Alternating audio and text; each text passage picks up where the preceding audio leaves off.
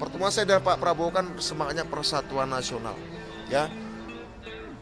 Harus segera kita hitung berapa banyak biaya sosial dan politik yang diakibatkan oleh polarisasi politik, ya. Bahaya sekali.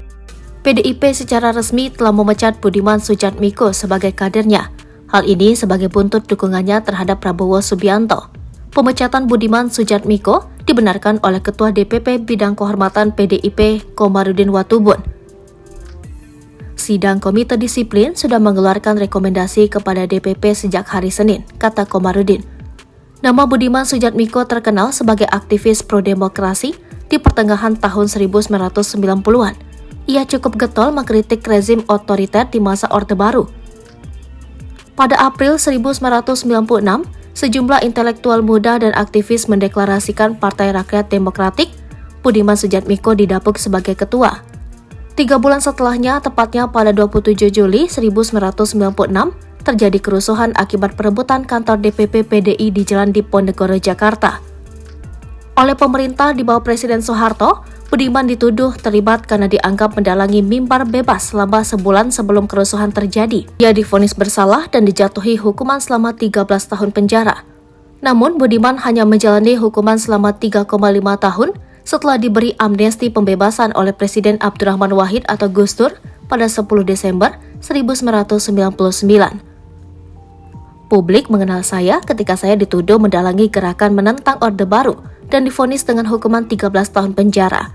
Saya bukanlah seorang pemberani, saya hanya membenci ketakutan yang saat itu mewabah seperti penyakit menular, katanya. Setelah bebas, Budiman Sujatmiko melanjutkan pendidikan dengan mengambil ilmu politik di Universitas London dan Master Hubungan Internasional di Universitas Cambridge, Inggris. Pulang ke tanah air, Budiman kemudian bergabung dengan PDIP pada 2004 di bawah kepemimpinan Megawati Soekarnoputri. Karir politik Budiman juga cukup cemerlang.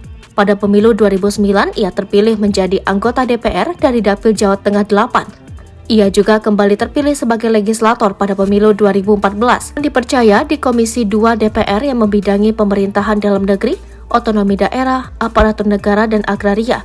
Ia merupakan salah satu tokoh yang memprakarsai lahirnya Undang-Undang Desa.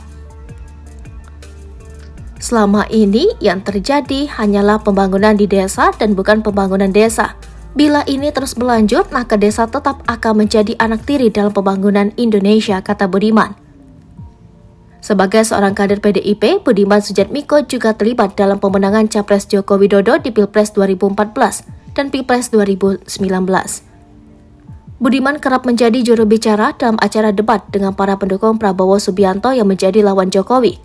Menjelang Pilpres 2024, Budiman melakukan manuver politik dengan mendukung Prabowo Subianto, bakal capres yang diusung oleh Koalisi Kebangkitan Indonesia Raya, padahal PDIP mengusung Ganjar Pranowo sebagai capres di Pilpres 2024. Akibat manuver politik itu, Budiman Sujatmiko akhirnya dipecat dari keanggotaan PDIP.